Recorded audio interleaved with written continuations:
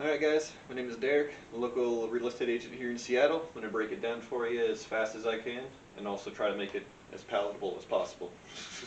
So, big question, can I buy a house? How much of a house can you afford? Alright, so we'll start it off. Seattle's obviously a big place, but median house price throughout is about $775, give or take. These are some of the more affordable areas I've come to find are in Greenwood and Lake City, South Park, those kind of areas, usually north or south of the main city. Alright, so the bank says, bottom line, they don't want you to pay any more than 28% of your monthly income.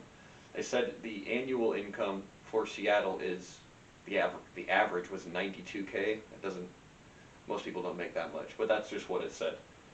Now, I would say most people make closer to about $5 grand a month. So if you're making $5 grand, you're going to want to be paying, the bank doesn't want you paying any more than about $1,400 per month, which doesn't equal out to a whole lot. But I tell people when you talk to a lender, just partner up, apply jointly, because if they make the same or even more, that will double the amount you can pay on your mortgage each month. Other things to consider when you're buying a house: annual property taxes are 1% of the home value. This does fluctuate as your home value does, but let's say you bought a $775,000 house, annual taxes are 1% of that, so you'd be paying $7,750 for that first year, because let's just say it held its value for the first year. Also, you're going to want homeowners insurance. That can be about $800 per year. Got to factor that in there as well. All right, pretty cool. Current interest rates right now, talked to my lender as of about March of this year, it's about 4.5%. But if your credit is under 700, you're looking closer to 5%, maybe about 5.1.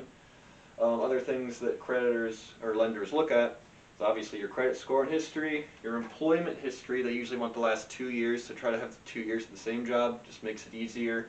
They like to know that you're obviously employed steadily.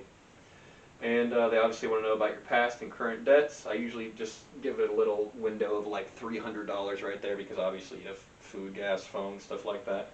Obviously something else you can factor into your loan would be if you want to pay for a point, which would be like paying 1% of the purchase price to knock down 1% on your interest rates. I'll go over that right here. Flip this over. So this is just an example. Let's say, because 775 is a bit much, a lot of people can't afford that much of a home, especially first-time home buyers. Let's say your goal is you want to buy a $600,000 house, right? But you can't quite afford 20%, because that's $120,000. That's just the down payment. Let's say you did 10%, all right? $60,000. So your loan would then be for $540,000, okay? So let's say you have a decent credit of 700 plus, so your interest rate would be about 4.5%. You might be able to get it even lower than that. That's just an average. It obviously varies from person to person. This is just an example. Your annual property taxes would be about 1% of that price, which would be, you take your 6,000 divided by 12, you'd be about 500, maybe a little less on property taxes per month. So you factor that in there. Homeowners insurance, be about 800 for the year. Divide that by 12, you'd be paying about $67 per month just on homeowners insurance.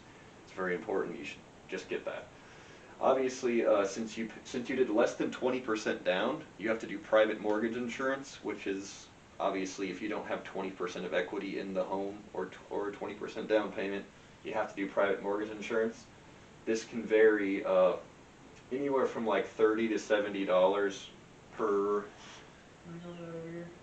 Yeah, about $30 to $70 per 100,000. So let's just average it off at $50, right? 50 for every $100,000. So you times that by 5.4, because that's your loan is 540,000. You'd be paying about $270 a month on your private mortgage insurance until you get 20% equity in the home. After you get 20% equity, that expense is now gone, because you don't need that anymore.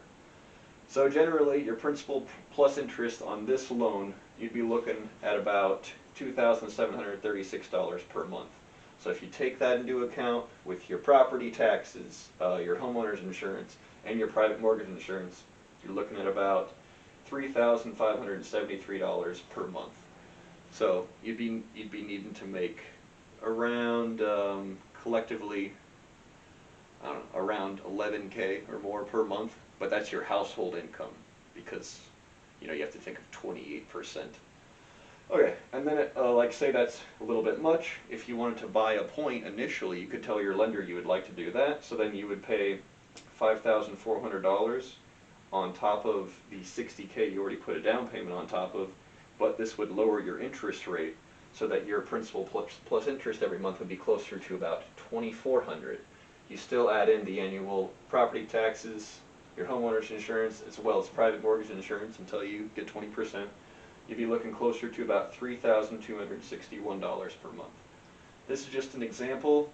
Obviously, some people want to go more or less, depending on the value of homes they want in the area that they're looking at. Like I said, good place to look for affordable housing in Seattle would be, either north or south of downtown.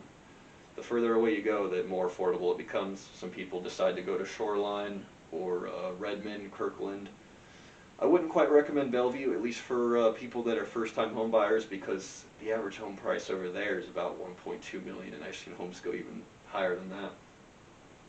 This is just an example of, can I afford a home, and just generally what it would cost. I hope it was helpful. Once again, my name is Derek. I'm a local real estate agent here in Seattle. If you need any help or need other videos to help explain things, as well as if you need help getting connected to a lender, you can give me a call or email. I'm sure I'll have it in the stuff down below. And I hope this video is helpful to you.